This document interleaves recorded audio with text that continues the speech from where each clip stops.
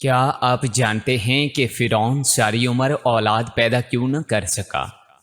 فرعون اپنی بیوی حضرت آسیہ سے پہلی رات صحبت پر قادر نہ ہوا، کیونکہ جب بھی وہ حضرت آسیہ کے قریب جاتا، حضرت جبرائیل علیہ السلام ان دونوں کے درمیان ایک نوری پردہ حائل کر دیتے، جس کی وجہ سے فرعون پر نیند کا غلبہ ہو جاتا۔ السلام علیکم ناظرین، دین کے راز میں آپ کا خیر مقدم ہے۔ آج ہم آپ کے سامنے ایک ایسی عظیم خاتون کی داستان پیش کریں گے جن کا ذکر خود اللہ پاک نے قرآن مجید میں فرمایا ہے۔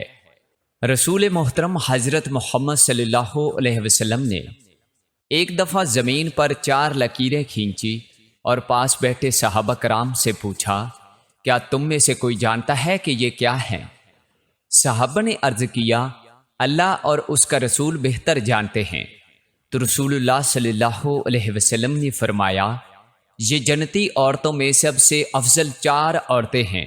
نمبر 1 خدیجہ بنت خویلد، نمبر 2 حضرت فاطمہ بنت محمد، نمبر 3 فرعون کی بیوی آسیہ، اور نمبر 4 عیسیٰ علیہ السلام کی والدہ مریم بنت عمران۔ ناظرین گرامی، آج کی ویڈیو انہی 4 اہم خواتین میں سے ایک یعنی حضرت آسیہ زوجہ فرعون کے بارے میں ہے۔ ایسی بابرکت خاتون جن کا ذکر قرآن میں اللہ پاک نے یوں بیان فرمایا ہے، اور اللہ نے ان لوگوں کے لیے جو ایمان لائے ہیں زوجہ فرعون کی مثال بیان فرمائی ہے۔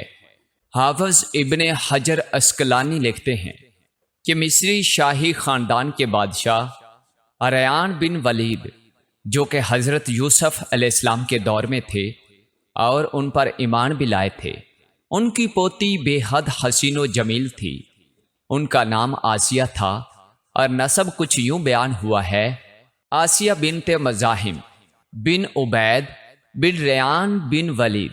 جب رمسیس مصر کا بادشاہ بنا تو اس نے تخت سنبھالتے ہی لوگوں کو عیش و عشرت میں ڈال دیا اور یہ فرمان جاری کیا کہ آج سے سارے بنی اسرائیل مصریوں کے غلام ہوں گے۔ چنانچہ بنی اسرائیل غلاموں کی فہرستیں بنا کر ہر گھر میں انہیں نوکر رکھ دیا گیا۔ فرعون مصری لڑکیوں کا بے حد شوقین تھا۔ اس کے تخت پر بیٹھتے ہی بنی اسرائیل نے اپنی لڑکیوں کو گھروں سے باہر نکلنے پر پابندی لگا دی۔ فرعون نے حضرت آسیہ علیہ السلام کے حسن کے چرچے سن رکھے تھے۔ ایک دن فرعون نے حضرت آسیہ کے سارے خاندان کو دعوت پر بلایا اور وہیں پر ان کے والد سے حضرت آسیہ کا رشتہ مانگا۔ حضرت آسیہ کے والد نے انکار کیا تو اس نے دھمکی دی، تم سمیت سارے خاندان کو اس محل سے باہر نہیں جانے دیا جائے گا، سب یہیں قتل کر دیے جاؤ گے اور تمہاری اولادیں بھی بنی اسرائیل کی طرح غلام بنا لی جائیں گی۔ اس طرح مجبوری کے عالم میں حضرت آسیہ اور فرعون مصر کی شادی ہوئی۔ ناظرین گرامی، دین کی راز پر ہم آپ کو بتاتے ہیں وہ باتیں جو تاریخ کے اوراق میں چھپی ہوئی ہیں۔ حضرت آسیہ تو شادی سے پہلے ہی فرعون کے ظلم و ستم کی داستانیں سن چکی تھیں اور دل میں فرعون کے لیے نفرت بھر چکی تھی، لیکن اس شادی میں اللہ پاک کی رضا شامل تھی، کیونکہ اللہ کے پیغمبر حضرت موسیٰ علیہ السلام کو فرعون کے محل میں حضرت آسیہ کے یہاں پرورش پانی تھی۔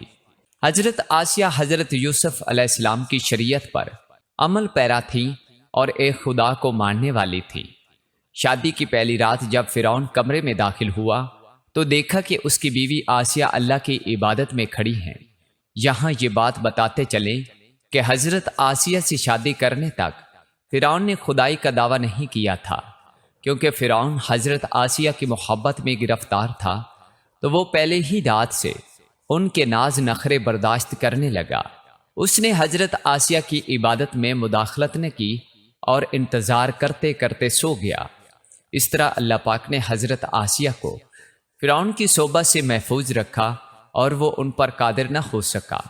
بعض روایات میں یہ بھی آتا ہے کہ جب بھی فرعون حضرت آسیہ کے کمرے میں داخل ہوتا تو حضرت جبرائیل علیہ السلام فرعون اور حضرت آسیہ کے درمیان پردہ حائل فرما دیتے، جس سے وہ ساری رات پرسکون سوتا رہتا۔ کچھ کتابوں میں لکھا ہے کہ اللہ نے فرعون کو نامرد کر دیا تھا، جس وجہ سے وہ حضرت آسیہ سے صحبت ہی نہ کر سکا۔ ان سب کے باوجود فرعون اپنی بیوی حضرت آسیہ سے بے پناہ محبت کرتا تھا۔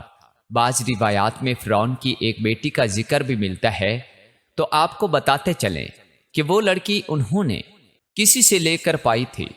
فرعون کا حضرت آسیہ سے پیار ہی تھا کہ جب حضرت موسیٰ علیہ السلام ایک صندوق میں ملے تو حضرت آسیہ کے کہنے پر اس نے حضرت موسیٰ کو اپنے گھر میں جگہ دے دی۔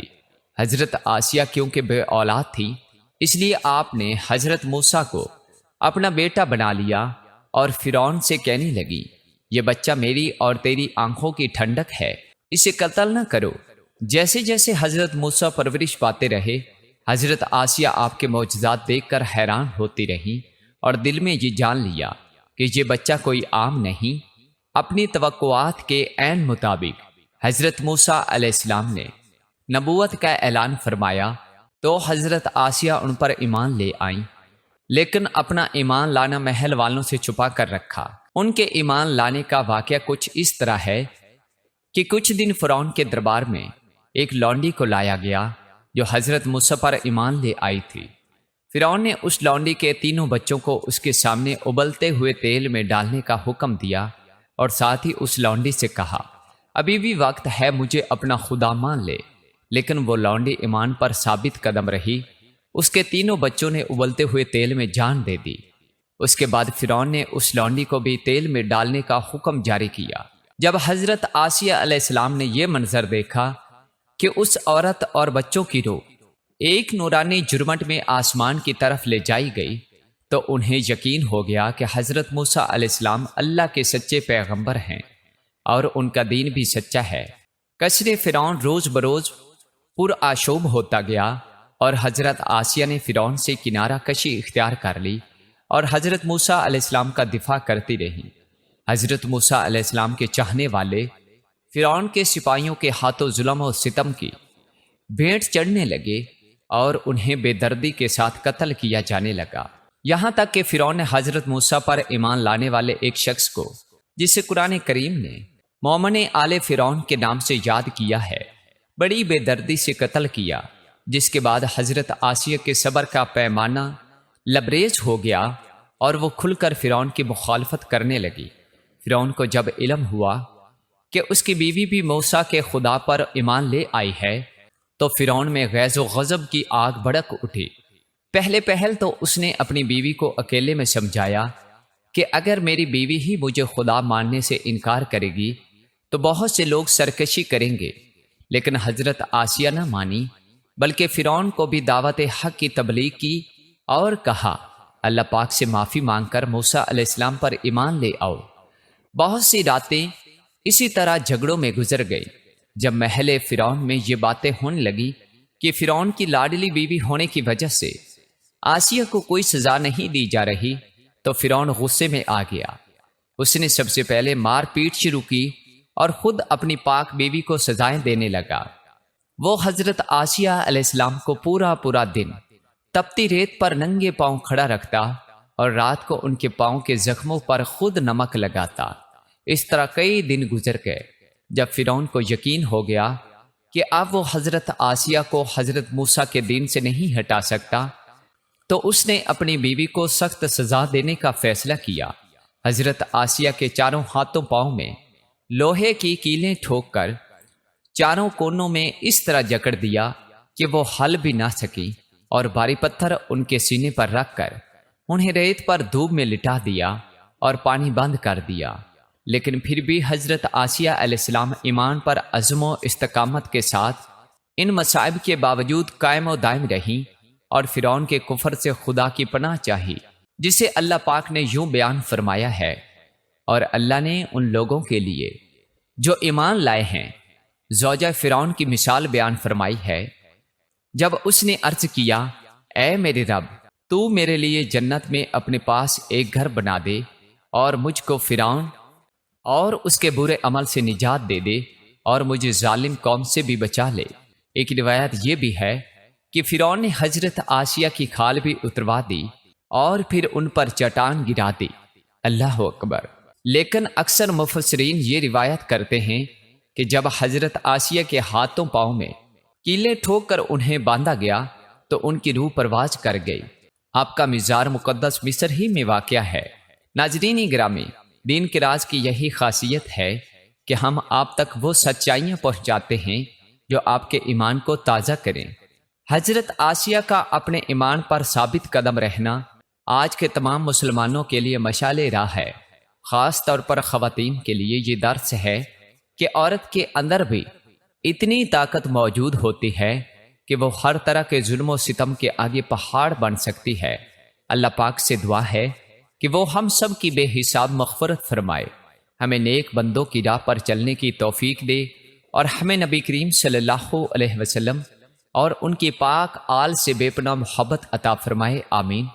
ناظرین، اگر آپ کو یہ ویڈیو پسند آئی تو ابھی اس ویڈیو کو لائک کریں اور دین کے راز چینل کو سبسکرائب کریں تاکہ ایسی مزید ایمان افروز ویڈیوز آپ تک پہنچتی رہیں۔ بیل آئیکن بھی دبائیں تاکہ ہر نئی ویڈیو کا نوٹیفیکیشن آپ کو فوراً ملے۔ کمنٹ باکس میں آج کا سوال، آپ کے خیال میں حضرت آسیہ علیہ السلام کی سب سے بڑی خوبی کیا تھی جس نے انہیں جنتی خواتین کی فہرست میں شامل کیا؟ اپنا جواب ضرور لکھیں، اور ہاں، اللہ تعالیٰ کے 99 ناموں میں سے ایک نام کمنٹ باکس میں ضرور ٹائپ کریں۔